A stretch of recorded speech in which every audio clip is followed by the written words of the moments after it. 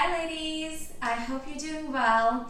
Thank you for joining me on this live video today. My name is Dr. Ina Lakshan from the Hormone Rebalance Center, and today I'm really excited to chat with you about the whole topic of hormonal changes and them happening as we get older. So thanks for joining live. I'd love if you could comment as you go along, ask me questions. I'd answer whatever I can get to, and even if you are joining after I get off, I'd still be welcome any questions, and I'd answer as I check the messages after. And also, if you stick around to the end, I'll make sure to share a link with you where you can get like one of our free guides that summarizes this topic and gives you more detailed information. So thanks for being here with me. So I first wanted to talk about kind of what happens as women get older with our hormones, because it's important to understand when we are approximately from when we get our menstrual cycle till about the age of 35 to 40, for the most part, hormones are pretty stable every month. They go up and down. If you have regular periods, of course, women are different, but for the most part, they're fairly stable. As we age, about 35 and older, hormones start to decline, and for some women it's different hormones. Some women, estrogen starts to decline as you get older, and definitely progesterone is one that's kind of across the board, because we only produce progesterone when we ovulate. And after the age of 35, we don't ovulate as reliably with every one of our cycles, so you may still be menstruating, but you're not necessarily ovulating. And so during that month, you may not be producing progesterone. So definitely progesterone begins to decline as women age at a much faster rate than typically estrogen does. So we all are familiar with the state of menopause, which medically is classified as 12 months of no cycles. However, just because that stage has like a definitive beginning, there's about 10 years, and for some women even more prior to that are kind of that perimenopausal phase. Now, no woman likes to be put in that category, and every woman feels like they're way too young to be experiencing these symptoms. But nonetheless, these hormonal changes are normal, so you better familiarize yourself with them, because there's lots that you can do to feel better and not have to struggle with those symptoms that accompany that phase. So what that phase is like is pretty much the hormones are no longer going up and down like they once used to when we were back in our 20s and every period was predictable and hormonal fluctuations were predictable. At this stage of 40 plus, and I certainly see women even younger than that experiencing that, those fluctuations are not as predictable. So some months estrogen will be higher, some months progesterone will be lower. As you approach your later 40s and 50s, estrogen starts to decline, and the symptoms can be all over the map. So you could be experiencing worsening PMS, periods are becoming more heavy, more painful, maybe more frequent or less frequent, more breast tenderness, more moodiness, more weight gain, which is really common, whole topic in and of itself. Like I mentioned, moods, poor sleep, the body becomes a lot more sensitive to blood sugar fluctuations. That goes hand in hand with weight gain, stress response, all takes a toll on you, okay? I'd love to hear more as you join live if there's certain symptoms that you specifically can relate to, and something that I can maybe focus on more as I chat here. So what happens, so pretty much we want to be familiar that these stages are normal. One of the best ways to actually know what's going on is to test your hormones at the given time.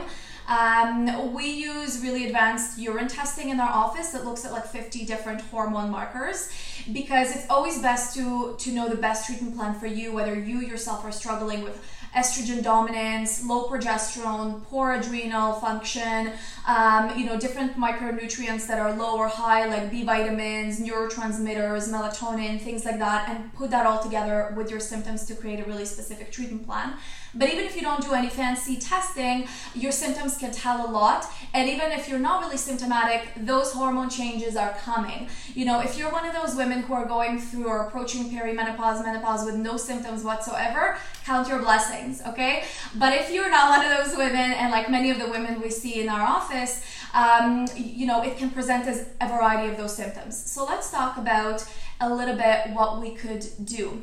Oh, lightheadedness, thank you, Kim, for sharing. And nausea, almost like morning sickness, but all the time. Is that common? Yes, it's not a really common kind of textbook symptom. And I'm not sure how old you are, but we see a lot of women complain about sort of feeling dizzy and maybe ringing in the ears.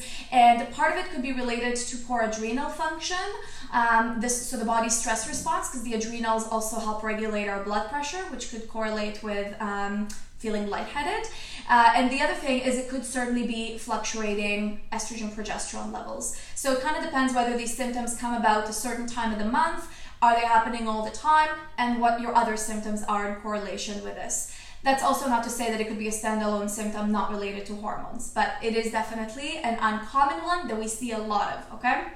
So let's talk a little bit about what things you should be considering as you are, transitioning through life. So, and what things you may want to include in like your diet, botanicals you want to consider that can really help navigate and prevent some of those hormonal changes.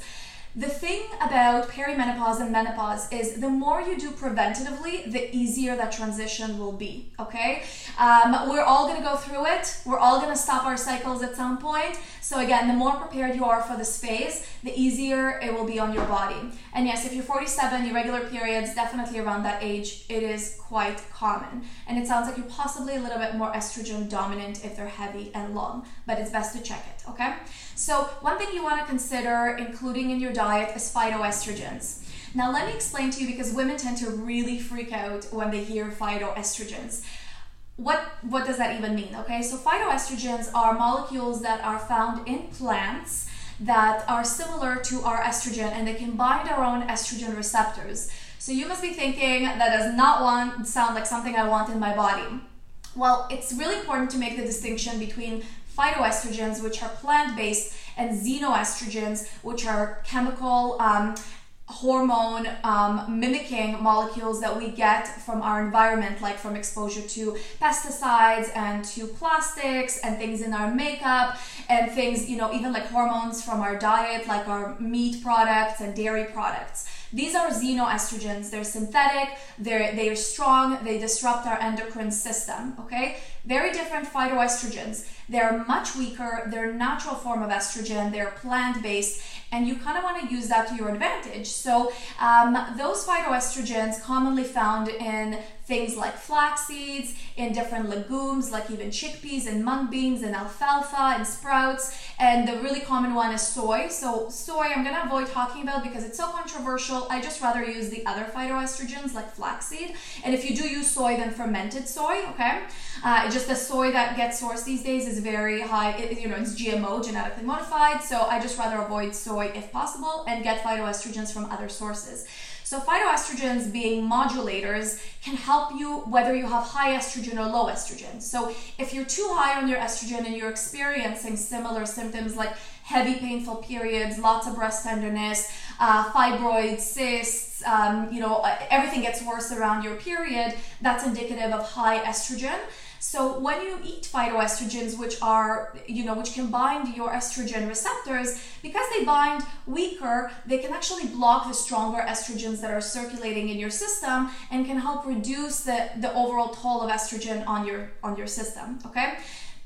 On the flip side, if you're on perimenopause and you're struggling with the opposite problem where estrogen is kind of low and you're experiencing hot flashes and night sweats and poor memory and vaginal dryness and all that fun stuff and starting to have irregular periods, so by introducing phytoestrogens to your diet, you're actually helping bind those estrogen receptors, and it helps exude a slightly good estrogenic impact on your system, okay? So there's lots of different food sources, and they also come in supplement form, okay? I talk more specifically about dosing and the handout that you can get. If you say yes, we'll send it to you, okay? In the comment section. So that's phytoestrogens. Here's another one you want to introduce to your diet. I look at it as very nutritive, supportive supplement / food, and that is maca root. If you've heard of maca, not matcha, matcha is green tea. If you've heard of maca, press yes. I'd love to see, if you're well informed. And if you haven't, what it is, it's a root from Peru, which has been historically used for so many centuries to help balance hormones. Now, it has a lot of research behind it for both things like hot flashes, for poor moods, for increasing libido. So we use it in our office a lot when we also see androgens, things like testosterone and DHEA being low. And it's very supportive of your adrenal glands. So one thing you should know about the adrenals, which are two little glands that produce our cortisol, which is our stress hormone, is those adrenal glands also produce sex hormones. So it's not just your ovaries, okay? It's not just your ovaries that produce estrogen, progesterone, testosterone, it's the adrenal glands as well.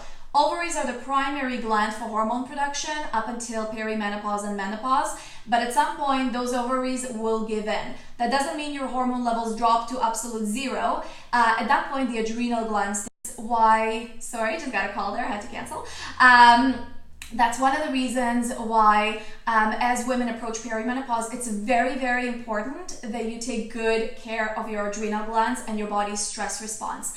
I'm not just talking about lifestyle factors like meditation and exercise, and that all plays a role, but there's a lot of other supporting, both dietary and nutrient support, like certain supplements that can be very effective whether you're struggling with high or low cortisol. If you don't support your adrenal glands, as your ovarian hormone production declines and your adrenals are supposed to take over, if they're already fatigued and are sluggish, they're not going to be doing a good job. Those symptoms of menopause will take a big toll on you, okay? So one of the biggest things we see that really help women is not just supporting estrogen, progesterone, but really supporting their adrenal glands, okay? So that's why I love maca. So maca root is a very, it's an adrenal supportive as well as supporting your other sex hormones.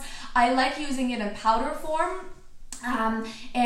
It could be something you easily add to your smoothies. You could just drink it in hot water. In Peru, they actually drink it as a tea. It's a little bit kind of like chalk-ish. So it's not, a nice deep tea. You gotta really swirl it around and drink it. But it has a really sort of rooty nut flavor to it. So I love adding it to things like teas. And I'm just gonna go through the section, yes, ringing in the ears from Kim as well. So that's maca root, and great add-on. Again, you can also find it in supplements. I prefer powder form. Yellow maca for women, red or black maca for men. Could be great for both sexes for boosting libido and supporting their sex hormones, okay? Another really, great nutrients is the whole class of botanicals. There's a whole class of botanicals that could be very effective for women experiencing all sorts of perimenopausal, menopausal symptoms. Now, when it comes to botanicals, it's best that those are selected in according to your specific symptoms. But some of the most common ones include black cohosh, okay, as well as sage. So sage, you'll probably see it nowadays in a lot of rollers that come with essential oils. A lot of women find those effective, like they can roll on their neck if they're experiencing a lot of hot flashes. I also find that telling women to drink some sage tea if they're going through a bout of hot flashes that are getting worse, or generally, that's one of their main symptoms, then sage tea can be quite effective if you drink several cups a day. Or nonetheless, you could even take a general menopausal, perimenopausal supportive formula supplement that contains all these botanicals. Will probably contain some maca, will also contain some sage and black cohosh, okay? So those are a class of botanicals to help support that phase. And last but not least, I know you've probably heard it all the time, but your lifestyle plays a really, really big role. There's a lot of research to support, things like exercise. I'm not gonna go, of course, in detail on that. We all know why it's important, but really specific research when it comes to hormonal changes, not only helping you better regulate your blood sugar balance and offset weight gain that is really common around that time period, but also really reduce some of your perimenopausal symptoms, okay? And things that unfortunately, again, you're not gonna love to hear, but cutting back on wine and alcohol intake and caffeine intake. Many women report, and again, it's all research-based as well, that when they drink more coffee, when they, drink a glass of wine here and there, it starts making their symptoms worse. So cut back on those. Watch your lifestyle can go a really, really long way when it comes to managing some of those symptoms. So as a takeaway message, you want to understand that the hormones declining with age in and of itself is a normal situation, okay? There's nothing abnormal about that. We're not trying to go against Mother Nature. We just want to support each of our bodies to not go through these fluctuations and not really suffer with those symptoms that come along with it. So, and the symptoms that come along are really individualized. So as I can see, some women experience some of the irregular periods along with interesting symptoms like ringing in the ears that's not so common for other women. And it could be anything from mood-related, sleep, weight-related, digestion-related, and a lot of times women don't even know that these are hormonally driven symptoms, and they kind of attribute it to everything else that's going on in their life. But there's a lot that you can take away and do, even some small basic things, small basic add-ons, different superfoods you can add to your diet that can kind of help shift your hormones day by day to avoid the big bang, okay? So make sure to write some comments if you have here. And like I mentioned, you can download our free guide that will go into more detail of what I talked about. It also talks a little bit about bioidentical hormones. So for women who are underproducing for their age and are quite symptomatic, you may certainly want to consider bioidentical hormones. You just want to make sure that they're being prescribed by someone who knows what they're doing with hormones. Nothing in excess is too good, but neither is deficiency. So don't just be afraid of high hormones. You also want to make sure you're not producing less hormones than what you should be for your age, because that all adds to accelerated aging and bone loss. And we need hormones for brain health and our cardiovascular health. So it's all about a right balance for your age, okay? So ask to request to download the guide. You can just write yes in the comment section, or even send us a private message, or even just email us, and we will make sure to send it out to you. Now, if you have any other topics you want to learn about, I'd love to share that information with you. We have a whole list in our library on our Facebook page that goes into a lot of other topics. So I'm just gonna stick around to see if there's any more questions. I really appreciate you taking the time to be here. This was kind of short, sweet, hopefully to the point, hopefully left you with a little bit of information that you can take away. And if there's anyone you think could benefit from this, feel free to share with you, okay? Ladies, I hope you have an awesome long weekend coming ahead and a great, wonderful day ahead, okay? Bye for now.